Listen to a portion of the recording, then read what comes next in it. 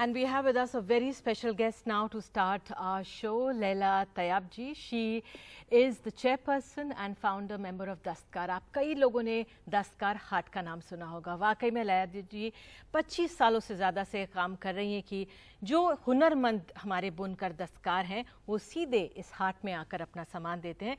Laila ji, thank you so much for taking out time, and we have seen due to this pandemic the life and the stress these weavers and artisans are going through. कितना बदलाव आया है? आप इतने सालों से इसमें लगी हुई हैं, ज़मीनी स्थिति क्या है?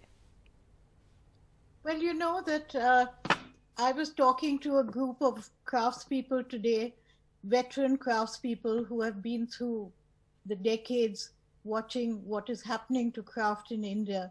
And they were saying that this pandemic and the lockdown, which was a result of the pandemic, was worse than demonetisation. It was worse than the Bhuj earthquake. It was worse than any natural disasters that they have seen. And I think when I asked them that what made this different, they said that before we knew that adversity had struck us or disaster had struck us, but when we came out of it, the market would be there. And the market was there waiting for us. I think today the problem is that craftspeople really wonder what the market is going to be like even when the lockdown and the pandemic goes away, because the economy has been so badly struck and people's purchasing power is so much less. And of course, the tragedy is that craft is not a priority. It is not the thing that people rush out to buy. And I think that that is what we have to change if we want something to change for craftspeople today.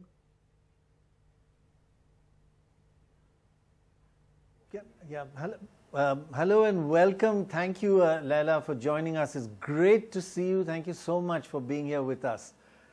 Frankly, you more than anyone in India and I'm so spent happy so many years has taken this initiative, because it's much needed.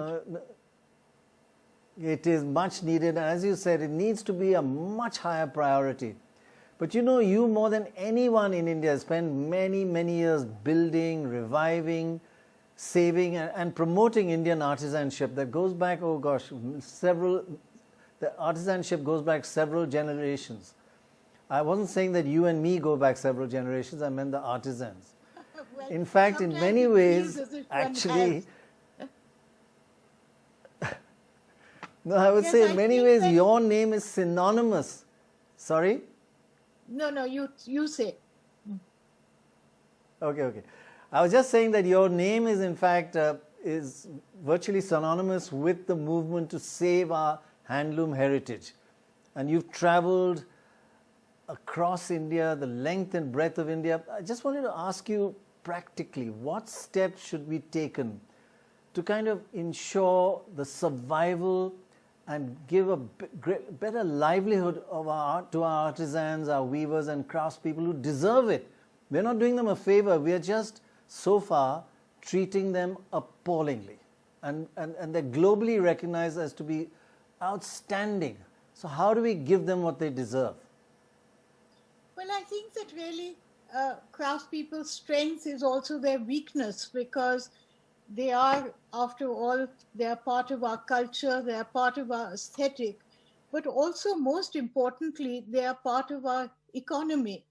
But I think that this always sort of slips past, because craftspeople have always been there over the centuries, and we tend to take them a little for granted. And where today, whether they are economists or bureaucrats or politicians or whoever are debating the directions that India is going to take, somehow craftspeople get left out of that. And we feel, oh, they'll always be there, or this is a very primitive kind of activity. It's sort of when India is marching into the 21st century and trying to catch up with the whole technological world, that craftspeople, do they have a part to play? Should they just be subsidized for the duration? How do we do it?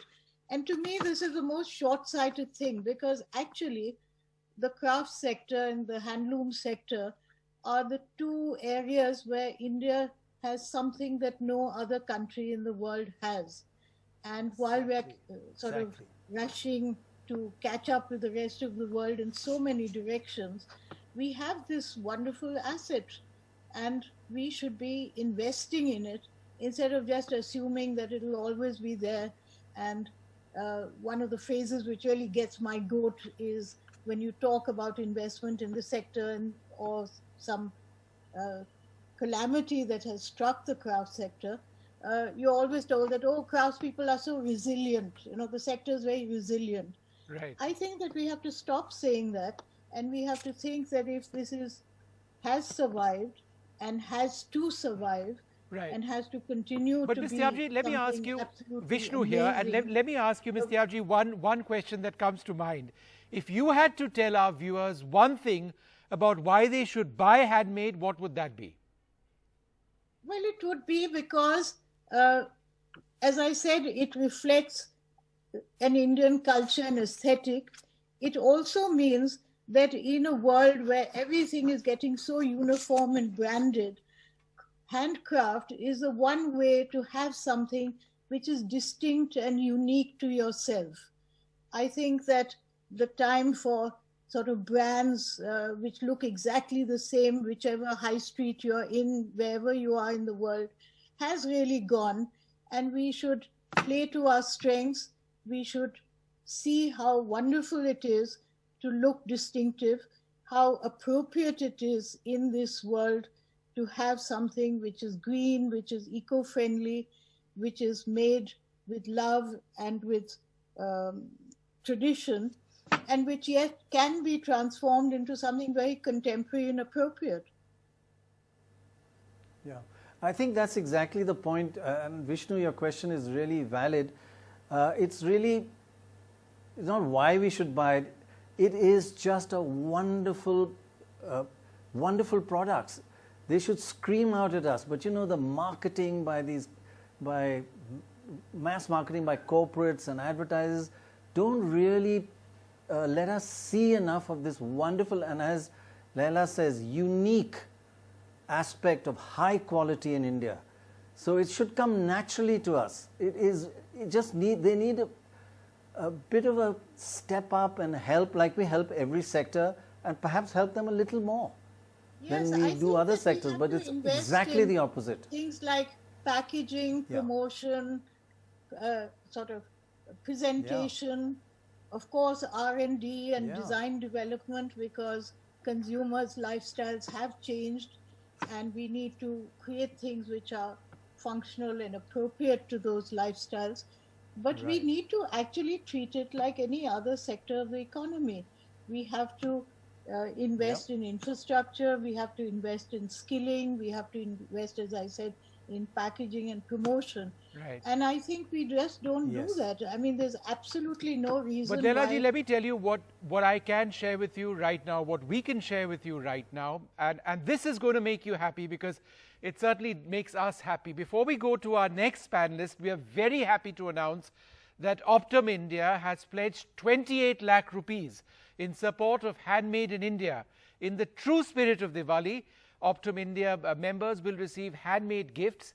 Now, conventionally, Optum would celebrate with sweets, but this time they are celebrating the festival with India's artisans. Prannoy, isn't that absolutely wonderful? Fantastic. I mean, we should all please come forward and use this opportunity to use the handloom sector and give gifts of handlooms of various types or artisan works of different kinds for Diwali.